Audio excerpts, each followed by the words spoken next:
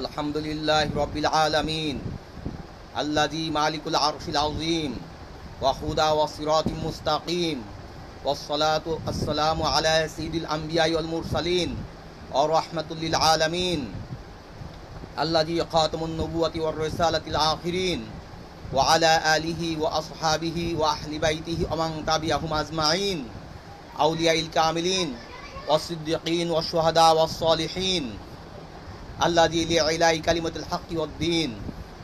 আম্মা বাদ। দূরে কাছে প্রবাসে যারা আমার লাইভ অনুষ্ঠানটি শুনছেন তাদের প্রত্যেককে মোবারকবাদ।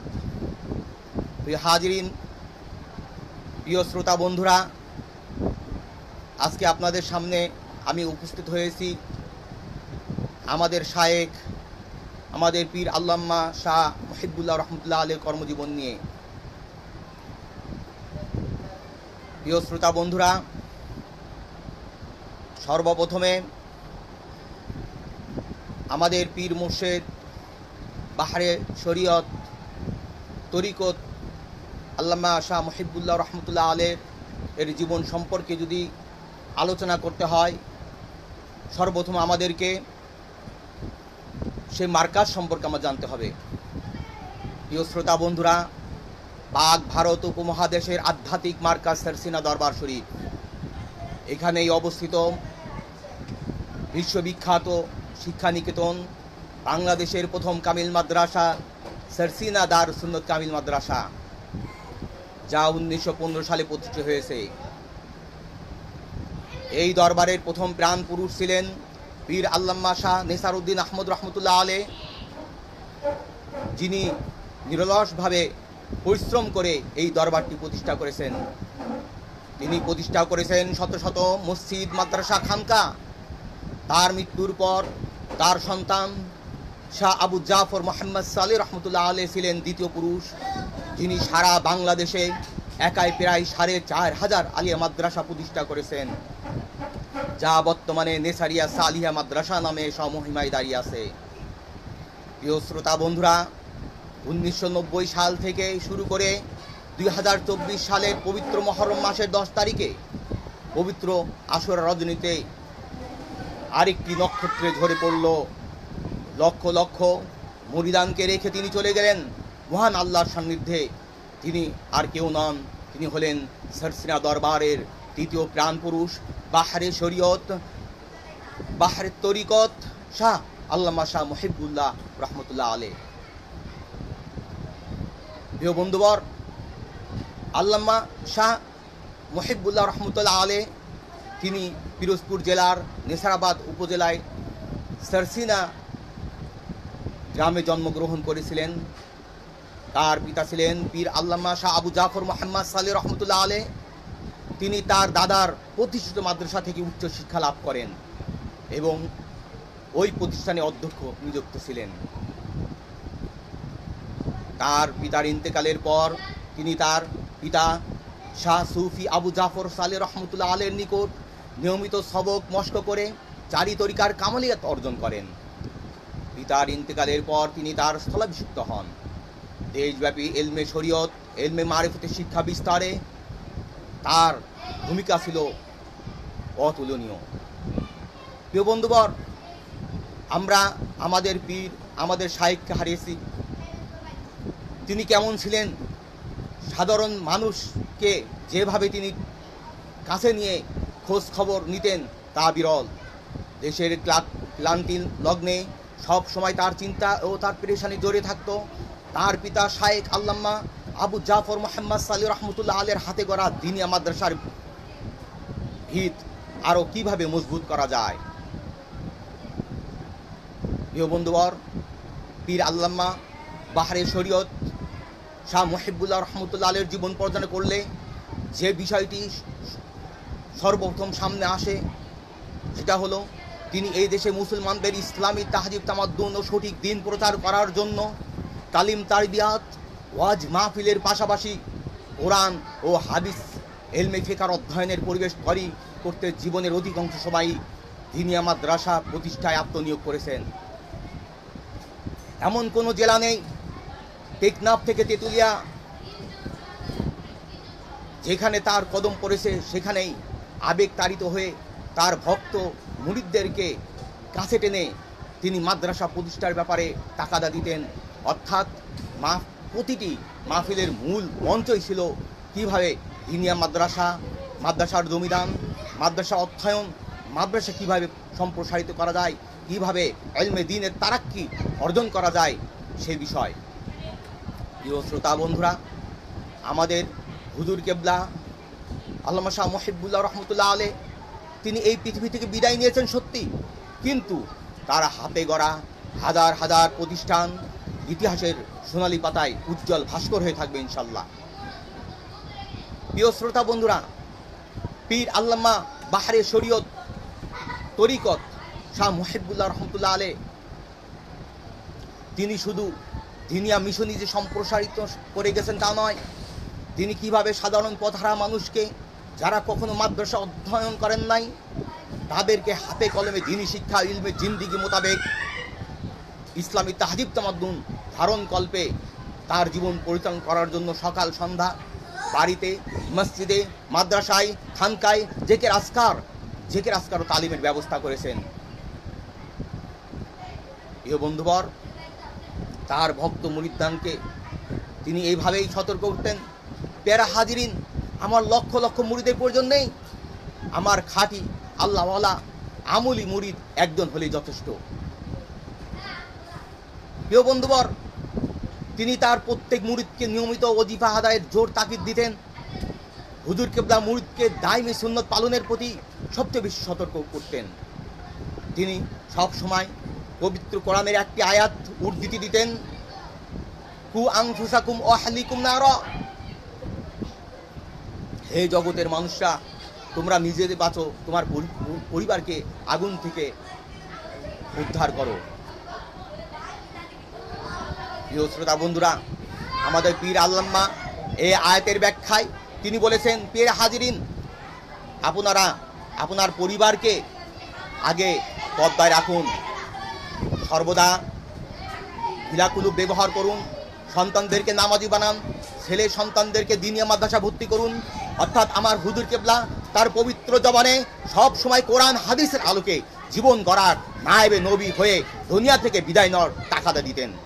প্রিয় শ্রোতা বন্ধুরা, যদি হালাল হারাম নিরূপণে আমরা যদি বলি, তাহলে তিনি ছিলেন খুবই সতর্ক, খুবই কঠোর। তার কোনো মুরিদান তার সাক্ষাতে গেলে তাকে সুন্নতের প্রতি তাকা দিতে দেন, আর এটাই ছিল তার নিয়মিত উপদেশ। প্রিয় হাজিরিন, কোনো ব্যক্তি তাকে হাদিয়া দিলে আগে তার মুখের দিকে তাকিয়ে দেখে নিতেন, কারণ আল্লাহ রাসূল সাল্লাল্লাহু আলাইহি ওয়াসাল্লাম একটি হাদিস বলেছেন, আল ইলমু দীনুন ফানজুরু আম্মান তাখুযুনা দীনাকুম। ইবনে শিরিন বলেছেন যে আদ-দীনু ইলমুন নাসিহাতুন, দিনটা হচ্ছে ইলম এবং নসিহত। ফানজুরু আম্মান তাখুযুনা দীনাকুম, কাদের কাছ থেকে তোমরা দিন গ্রহণ করছো তা তোমরা দেখে নাও। হাজিরিন, আমাদের শায়েখ পীর আল্লামা শাহ মুহিবুল্লাহ রহমতুল্লাহ আলাইহি তিনি ছিলেন একজন সুন্নতের পাবন্দি। তাই তিনি যখন কোনো ব্যক্তির কাছ থেকে হাদিয়া নিতেন, তখন সর্বপ্রথম তার মুখে হুজুর হযরত মুহাম্মদ সাল্লাল্লাহু আলাইহি ওয়াসাল্লামের তথা তার সুন্নতি দাড়ি আছে কিনা, সুন্নতি নমুনা আছে কিনা তা তিনি সর্বপ্রথম পরীক্ষা করতেন। যদি থাকে তাহলে তার টাকা গ্রহণ করতেন, কিন্তু যদি দাড়ি না থাকলে তিনি ভক্তদের বলতেন, বাবা আমাকে এই হাদিয়াটা দিয়েছেন, আমি এটা গ্রহণ করলাম, কিন্তু আপনার কাছে আমানত হিসাবে দিলাম, আপনি দাড়ি রেখে আমার কাছে এটা দেবেন, আমি সম্মানের সাথে এটা গ্রহণ করব। সুবহানাল্লাহ। প্রিয় হাজিরিন, কেমন ছিলেন আমার মুর্শিদ পীর রহমতুল্লাহ আলাইহি? তিনি বায়াত শেষে 5 ওয়াক্ত নামাজের জামাতের সাথে পড়ার তাকাদা দিতেন, নিয়মিত তরিকা সবক আদায় করতে বলতেন।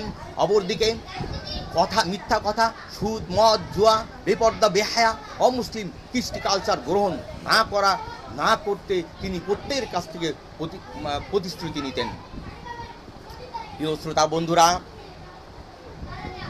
তার এই তাকাদার কারণে, তার অমায়িক ব্যবহারে মুগ্ধ হয়ে লক্ষ লক্ষ পথহারা মানুষ দাড়ি রেখে, গোল পাঞ্জাবি পরে, গোল টুপি ও পাগড়ি গ্রহণ করে সঠিক দিনের পাবন্দি হয়েছেন, এই কম কথা নয়। যে বন্ধুবর, আমার পীর হুজুর কেবলা আল্লামা শাহ মুহিবুল্লাহ রহমতুল্লাহ আলাইহ, তার কথাবার্তা ছিল অমায়িক। তিনি স্বল্পভাষী, সদা সর্বদা হাস্যোজ্জ্বল, মুচকি হাসতেন। পরিচিত অবুঝকে কেউ তার সাক্ষাতে গেলে তার সাথে এমন আচরণ করতেন যেন মনে হতো তিনি অনেক দিনের পরিচিত। শুধু তাই নয়, তিনি সকলের খোঁজ খবর নিতেন, কেমন আছেন, বাড়ির মা বাবা কেমন আছেন, তার খেদমত করবেন, ইসলামী জিন্দিগি মোতাবেক জীবন গঠন করবেন ইত্যাদি। প্রিয় শ্রোতা বন্ধুরা, আমার রাহবার ছিলেন খুব ধীর শক্তির অধিকারী। তার অসমাপ্ত কাজগুলো তিনি করে গেছেন খুব সূক্ষ্মভাবে। বাংলাদেশের দিনিয়া মাদ্রাসা সম্প্রসারণ, বাংলাদেশে হাজারো দিনিয়া মাদ্রাসা তার মুখদর্পণে ছিল। কীভাবে কোথায় মাদ্রাসা চলছে তার খোঁজ খবর নিতেন তিনি সব সময়। হোসিনা দরবারের মুসলিম মিনার, দিনিয়া ভবন, ভবিষ্যৎ 12তলা ভবন, আলাদা বিশ্ববিদ্যালয়ের জন্য জমি অধিকরণ, দিনিয়া ভবনের নতুন মিশন কেমন হবে, মৃত্যুর আগে সব দিক নির্দেশনা দিয়ে গেছেন তার বড় সাহেবজাদা, আমাদের বর্তমান রাহবার, আমরে শরীয়ত, আমরে হিজবুল্লাহ, আমরে তরিকত শাহ আহমদ হুসাইন মাদ্দাজুল্লাহ আলীকে। হে বন্ধুবর, আজ আমরা গাছিয়া, কামারখোলা, বাংলাদেশের প্রতিটি বিভাগে দিনিয়ার মারকাজ ও জেলায় জেলায় প্রধান দিনিয়া মাদ্রাসার পাশাপাশি খানকা প্রতিষ্ঠা ছিল তার স্বপ্ন। আজ তার অনেক অংশে বাস্তবায়ন হয়েছে এবং অনেক নির্মাণাধীন রয়েছে আলহামদুলিল্লাহ।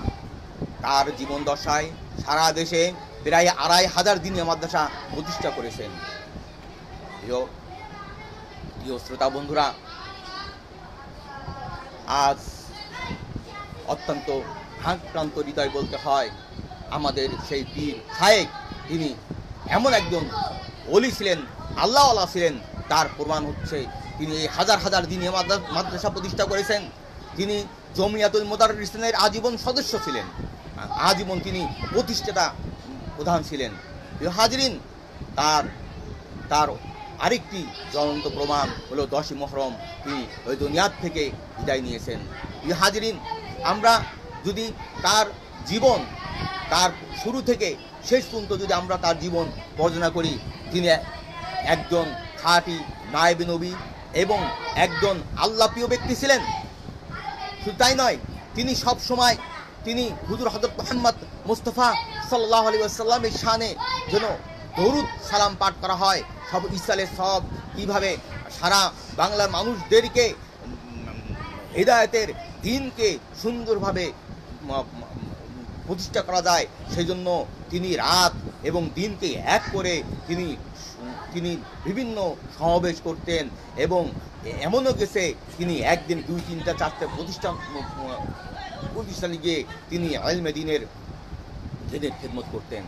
হাজরিন, আজ আমাদের রাহবার, আমাদের পীর, আমাদের শায়েখ শাহ মুহিবুল্লাহ রহমতুল্লাহ আলাইহ নেই, কিন্তু যে জিনিসটি রয়েছে তিনি কেমন ছিলেন, তার কথাবার্তা, তার আচরণ কেমন ছিল, এখনও আমাদের তার চেহারা আমাদের চোখে আসছে। তিনি কখনো কারোর সাথে খারাপ ব্যবহার করেছেন তা কেউ বলতে পারবে না, এমনকি যে শত্রু সেও তার প্রশংসা না করে পারবে না। হাজিরিন, এই জন্য আমরা আসুন এই সরসিনা দরবারের যে মসলক রয়েছে, যে পীরে মরহুম শাহ মুহিবুল্লাহ রহমতুল্লাহ আলাইহ, তার দাদা আল্লামা নেসারউদ্দিন আহমদ রহমতুল্লাহ আলাইহ, শাহ আবু জাফর মোহাম্মদ সালি রহমতুল্লাহ আলাইহ যেভাবে কোরআন সুন্নাহ মোতাবেক আমাদেরকে চলতে বলেছেন, সেইভাবে যদি আমরা চলি তাহলে আমরা ইহকাল এবং পরকাল উভয় আমরা কল্যাণ লাভ করব। আল্লাহ রাব্বুল আলামিন আমাদেরকে এই মহান ব্যক্তি আল্লামা শাহ বাহরে শরীয়ত আল্লামা মুহিবুল্লাহ রহমতুল্লাহ আলাইহির মতন যে আমরা প্রত্যেকে হতে পারি, তার আদর্শ গ্রহণ করে আমরা যেন দুনিয়া থেকে বিদায় নেই। আমিন। মহান আল্লাহ পাক আমার এই রাহবার, আমার শায়েখকে তিনি দুনিয়া থেকে বিদায় নিয়েছেন, তাকে যেন হুসাইনি কাফেলায় কবুল করুন। আমিন। ওয়া আখিরু দাওয়ানা আলহামদুলিল্লাহি রাব্বিল আলামিন।